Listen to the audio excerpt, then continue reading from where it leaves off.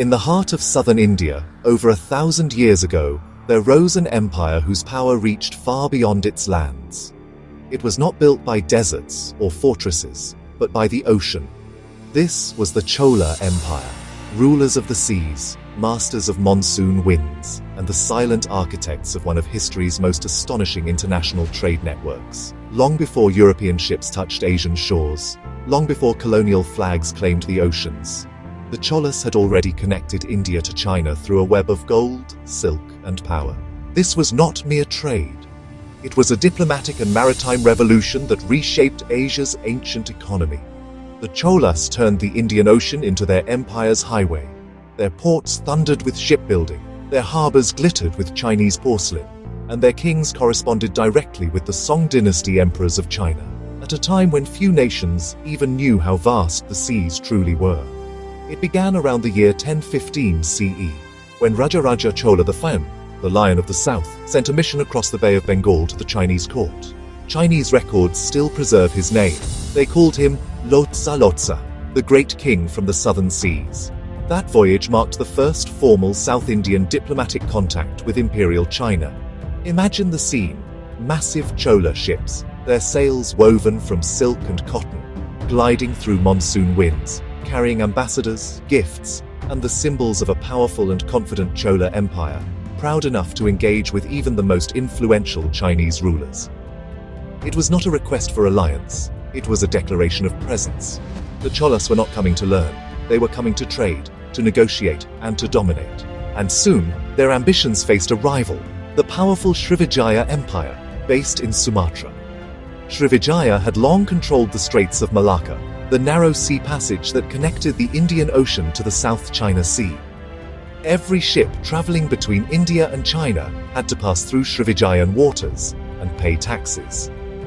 Srivijaya acted as the middleman of Asia, and they were growing rich from it.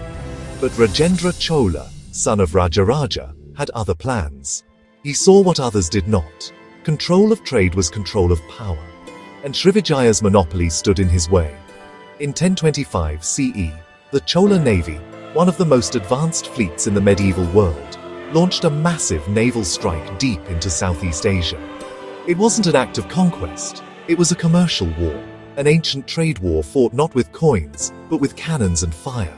The Chola ships, engineered with double hulls, mortars and tenon joints, and tar-sealed planks, were designed for long voyages. They used monsoon winds like calculated weapons, leaving India in the southwest winds, striking swiftly, and returning home on the northeast winds.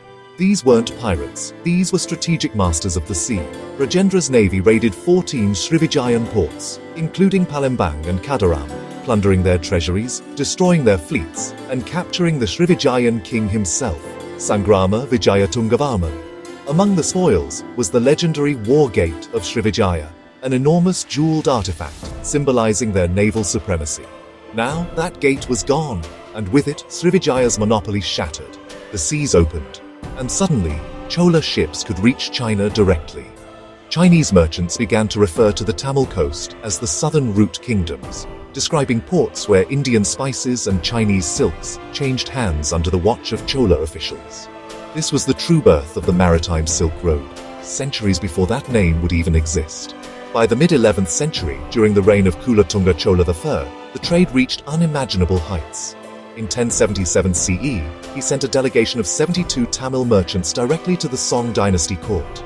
The Chinese emperor himself recorded the event, calling the king Tihua Kialo, meaning Deva Kulothunga. The mission was a triumph. The Chola merchants returned home with over 81,800 strings of copper coins, payment for luxury items they had presented, including spices, glass artifacts, ivory, and fine textiles. It was one of the most profitable trade missions ever recorded in ancient history, and the evidence of that prosperity still lies buried beneath Tamil Nadu's soil. Archaeologists have uncovered thousands of Chinese coins scattered across the region, from Thalikottai in Tiruvarur, where over 1,800 Song Dynasty coins were found, to Pudukkottai, where coins dating back to 142 BCE reveal that contact with China existed even before the Cholas rose to power. Coins from the Tang dynasty have been found in Thanjavur, and pieces of Chinese porcelain and ceramic ware have been unearthed in Kaveripattinam, Gangaikonda Cholapuram and Maligai Medu. Every fragment of pottery, every coin, tells the same story, a civilization that ruled the seas through commerce, technology, and diplomacy. The Cholas built their empire not with walls, but with ports. Their crown jewel was Kavaripattinam, also known as Puhar, described in ancient Tamil literature as a port where ships entered without slowing their sails. Greek geographer Ptolemy called it Kaberis, and Arab and Chinese sailors mentioned it as one of the most bustling ports in the Eastern world. Further north lay Nagapattinam, which became a base for fleets sailing toward China and Southeast Asia. The Cholas didn't just trade goods, they traded ideas, beliefs, and technologies. From China they brought back silk fabrics, copper coins, iron tools, umbrellas, medicinal herbs, and incense. In return, they sent black pepper, cardamom, cinnamon, gold, gemstones, and fine cottons, items so prized that Chinese markets valued them as equal to silver and jade. Tamil pepper, in particular, was so valuable that Chinese records called it black gold from the Southern Ocean. The Cholas' success came from one crucial secret: their mastery of the monsoon winds. They understood the ocean like a living being.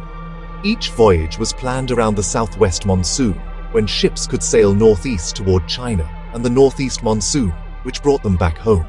This knowledge turned the Indian Ocean into a clockwork network of predictable trade routes, long before compasses and maps became common. But the Cholas weren't just merchants, they were innovators. Their shipbuilding technology was unmatched in Asia. Their vessels used advanced joinery, no nails, only fitted wooden locks, making them durable against storms. They employed caulking with coconut fiber and tar, making their ships waterproof. Some ships were massive multi-deck vessels with double hulls, allowing them to carry elephants, horses, and hundreds of soldiers if needed. They even integrated Chinese naval technologies, watertight compartments, improved rigging, and flame-based defensive systems, centuries ahead of European naval science. Through these maritime routes, Buddhism also flourished. Monks traveled both ways, from Tamil Nadu to China and back. The legendary Bodhidharma, believed to have brought Zen Buddhism to China, was said to be a monk from the Tamil lands. Temples built along the coasts of Nagapattinam and Kavaripattinam served as resting places for Buddhist travelers, merchants, and scholars. Trade wasn't just the exchange of goods, it was the movement of culture, language, and spirituality. The Chola trade with China was nothing short of ancient globalization. Their empire operated with an economic philosophy centuries ahead of its time. An inscription from a Chola port reads, "Make the merchants of distant lands your allies. Give them land, homes, and daily audiences. Then their goods will never go to your enemies." This wasn't poetry. It was foreign trade policy, a declaration of how the Cholas built loyalty across the seas. The profits were immense, but the legacy was even greater. Long after the Cholas declined, their trade routes remained active. The ports they built continued to thrive under later kingdoms. Even the Chinese continued to refer to the Tamil coast as the land of the southern kings. Today, when modern ships sail across the South China Sea and the Indian Ocean, they trace routes once ruled by Tamil merchants 1,000 years ago. Every ancient coin found in Tamil soil, every fragment of porcelain, every mention of Lotsa in Chinese chronicles, they all whisper the same truth.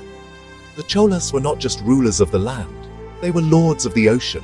Their ships didn't just carry cargo, they carried the pride of a civilization that connected worlds, long before the word globalization was even imagined.